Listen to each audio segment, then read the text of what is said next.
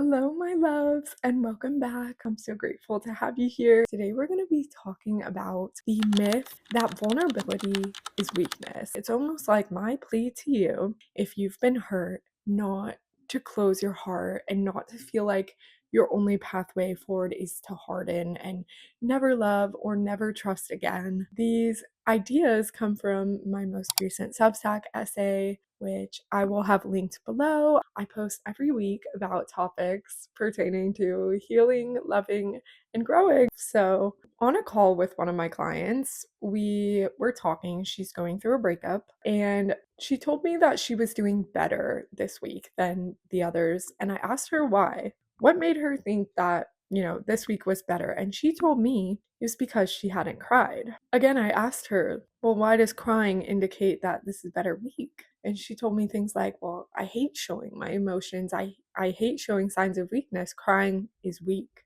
And on one end, I do get this because I have been in her exact shoes of healing from a toxic relationship. And in that, I know just what it's like to feel like you've made progress in your healing journey and then to one day have all these feelings hit you, like missing them and sadness and anger. And then you're like, oh my gosh, I thought I healed that. And you just feel like you're back at square one. So I definitely understand the sentiment that like feeling is failing. But on the other end of things, I am an avid crier now. I cry about just about anything if it makes me feel like I need to. And it's literally not because I'm sad or having some mental health issues. It's literally because crying is a release for me. There's so much fear and terrible things going on in the world, and we're more aware of it than ever before. And generational trauma and things from my childhood that I may have thought were gone. If something sparks the feeling of this knot in my chest, I know I need to cry, and I know I will feel so much better once I do. And that's why I cry all the time, is because it lets it out. If you let it out, it's gone. Whereas if you don't let yourself cry when you feel like you need to, you're storing it inside of you. And again, we'll talk about this later. But the thing is, these beliefs that feeling is failing, that crying is weakness, they are extremely damaging to what it means to be human, which we will touch on.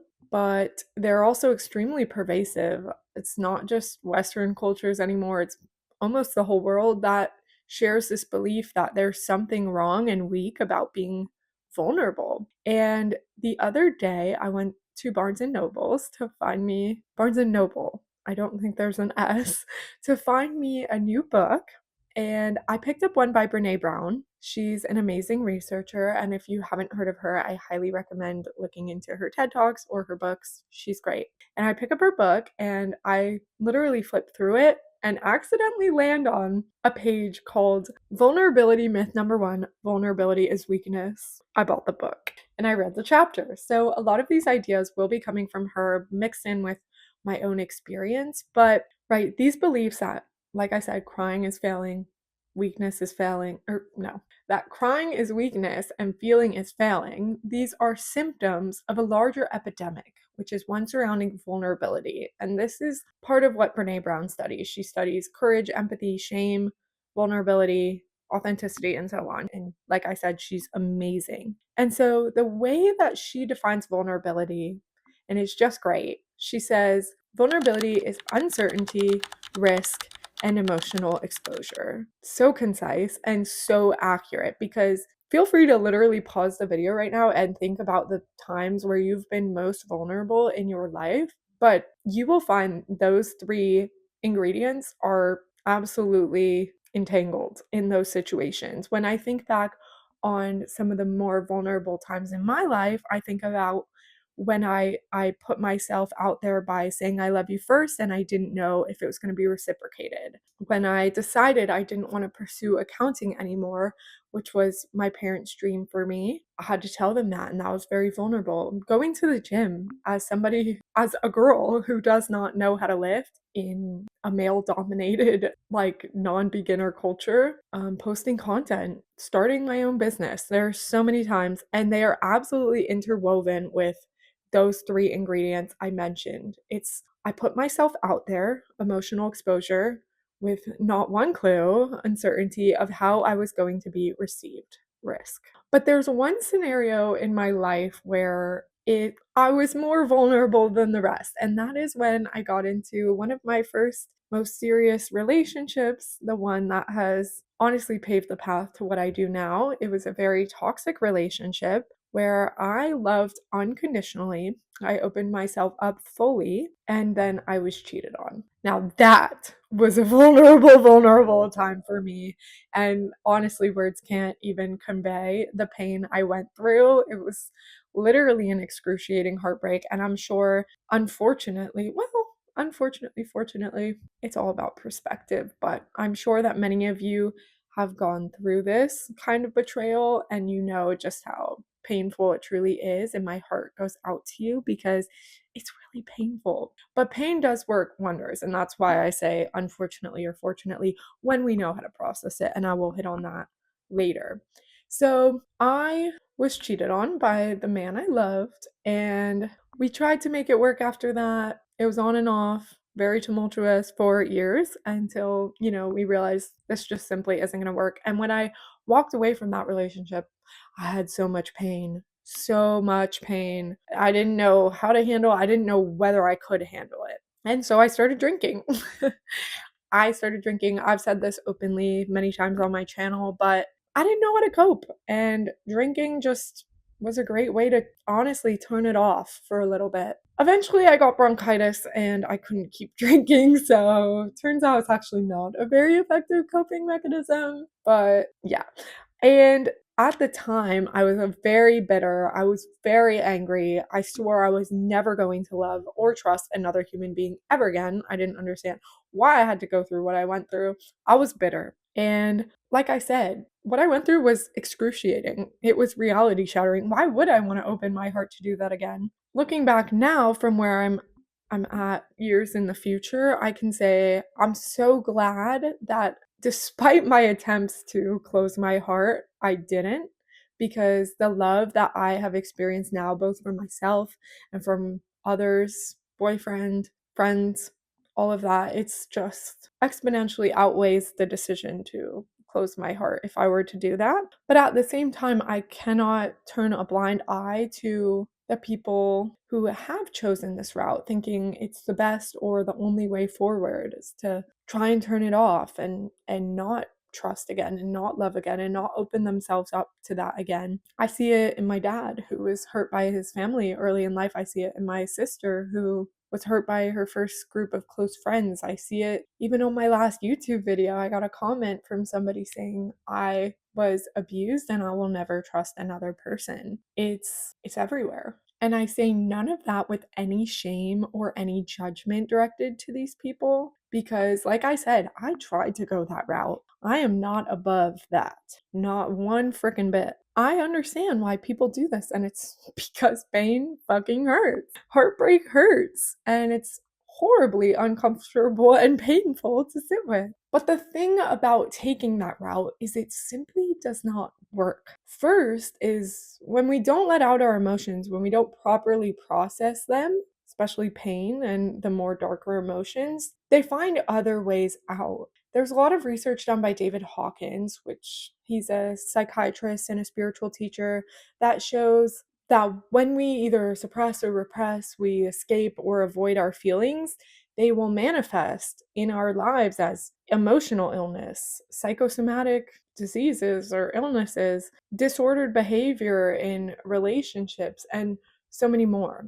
Our painful emotions, they don't just go underground when we avoid them. Like, they don't disappear. They go underground and they start running different areas of our lives and we don't even know it. But the other reason this doesn't work is because when we choose to numb and distract ourselves from what we've gone through and the pain that we're holding, whether it's through, and this is very, very normalized now in our society, whether it's through partying, drinking, drugs, shopping, socializing, never being alone, scrolling on social media, watching TV, and the list goes on and on and on of the endless distractions we have for numbing ourselves. Also, I want to say, like, for the most part, like, none of these things are inherently bad. it's more the intention behind them, right? If we're going out and partying because we love to dance, there's nothing wrong with that. When we do it to numb, we are hurting ourselves, and that's what I'm trying to say.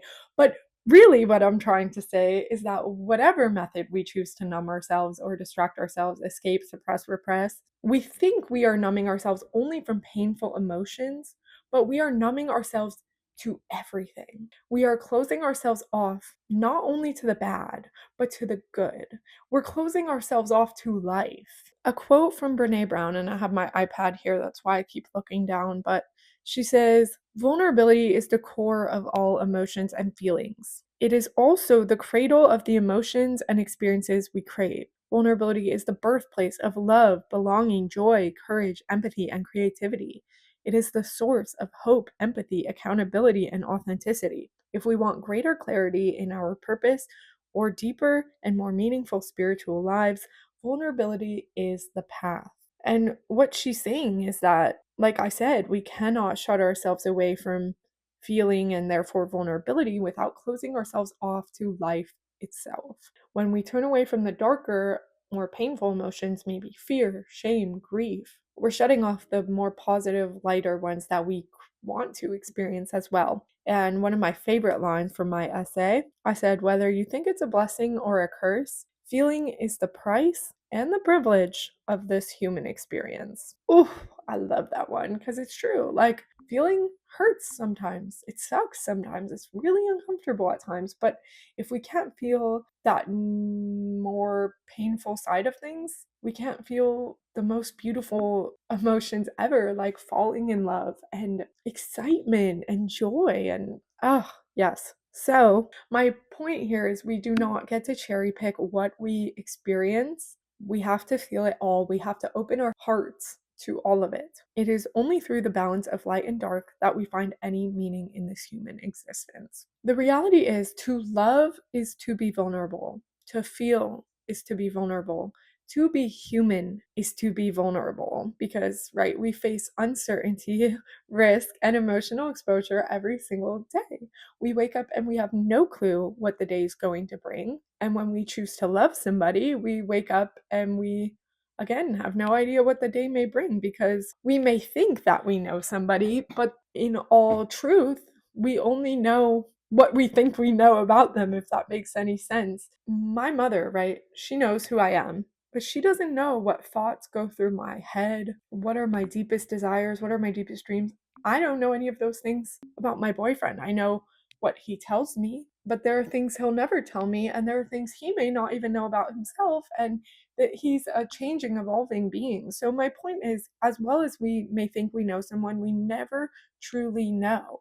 And a point that Brene Brown makes in her book, she says, waking up every day and loving someone who may or may not love us back, whose safety we cannot ensure, who may stay in our lives or may leave without a moment's notice, who may be loyal to the day they die or betray us tomorrow, that is vulnerability. Love is uncertain, it's incredibly risky, and loving someone leaves us emotionally exposed. Yes, it's scary, and yes, we're open to being hurt. But can you imagine your life without loving or being loved? Like I said, risk, emotional exposure, and uncertainty are inextricable parts of our human experience. They are built in, and there's nothing we can do to take them out or control them or remove them, as much as we certainly do try. But in trying to do that, by trying to not feel, we are creating suffering for ourselves. And only we pay the price by denying ourselves all the things that make life meaningful. We cannot see beauty in a life when our insides are teeming with unprocessed pain. But I only say all of this because I really do believe that there's hope. There is a pathway forward. Like I said, I went down that route for a bit. Ultimately, I was forced to have to figure out a different one as I got sick and I just couldn't carry on that way anymore. But there is a pathway forward, and it's what Brene Brown tries to portray in her work. It's what I hope to make possible to you guys through my content, through my coaching experiences and transformations, through everything that I create. I want to create that pathway forward for you so that you can open your heart again, so that you can see the beauty in life again, so that emotions are no longer the reason you shut off from this world, to help you untangle the meaning, the perceived meaning of somebody else's actions to your worth, and so on. And well, I write that the pathway forward starts with changing our relationship with uncertainty. Instead of seeing it as something to fear, we can choose to see it as a wondrous unknown that births miracles and glorious surprises. We can choose to see life as an unfolding story with infinite possibilities, and believe that it is always working out in ways we cannot yet see. In fact, I am convinced that it is the uncertainty of life that makes life worth living. If you already knew how everything was going to play out from right now to the minute of your death, what would be the point of carrying on? Certainty kills wonder, and wonder is what makes this human life so magical. And so I really do believe that there is excitement in the unknown, that instead of only seeing the things that could go wrong, that we can choose to see all the beautiful possibilities that could also go right. Every time the sun rises, it brings with it the possibility for a new day with new things and new pathways and new opportunities to choose differently and create something different, create a more beautiful, happier life. So, the first step is becoming acquainted with uncertainty, accepting that it's a part of life and you cannot control it. And second is knowing that it's okay to feel, that emotions are not going to hurt you or kill you. They are energy. Emotions are energy, and they pass through you like a wave passes through the ocean onto the shore and away, and like the clouds pass through the sky. That is the emotion passing through you. They carry messages and intelligence to help us understand ourselves better, our boundaries, our beliefs. And while they can be incredibly uncomfortable to sit with, if we do not resist them and we allow them to pass through, they become depleted of their charge. So we do not need to numb ourselves. We need to learn how to feel. We need to learn how to become present in our lives, but also present when harder emotions hit. We need to increase our capacity to stay and support ourselves through those difficult moments, and to remember that we can do it and that it will always pass. We must also separate our worth from our outcomes. Brene Brown said something so beautiful. She said, "When you fail, it does not mean you're a failure. In fact, you're brave for trying." We must learn to let it hurt so that we can let it heal. And so I'll finish with another quote from Dr. Brene Brown. She says, "Yes, we are totally exposed when we are vulnerable. Yes, we are in the torture chamber that we call uncertainty. And yes, we're taking a huge emotional risk when we allow ourselves to be vulnerable. But there's no equation where taking risks, braving uncertainty, and opening ourselves up to emotional exposure equals weakness. Feeling is not failing. Crying is not weakness, and vulnerability is not weakness either. If you've been hurt before, I completely understand the temptation to shut down, to protect yourself from that, and to say, I'm never going to let this happen again. But in doing that, you are hurting yourself. It is incredibly difficult to learn how to love and trust another human. Well, I wouldn't say incredibly difficult, I would just say uncomfortable. But love is always worth it. Most importantly, if you took the leap to be vulnerable with somebody in the past and they hurt or betrayed you, their actions are the only thing that show weakness. You showing up by opening yourself up and your heart up was not weakness, but courage, because to engage with life by embracing our vulnerability is truly the most courageous act of all. And lastly, I'll say, if you don't know where to start, if you don't want to go on this journey alone, and you shouldn't have to, I am a coach. I help. This is what I specialize in because I have walked this path myself, and I have free clarity calls. If you are feeling called, if you feel like this resonates, if you feel like you want to move forward and reconnect with yourself and process your pain so that you can reopen yourself up to life, then that call is there for you, and I am there for you. My name is Gracie. Thank you for being here. I'm sending you all so much love, and I will see you next time. Bye, guys.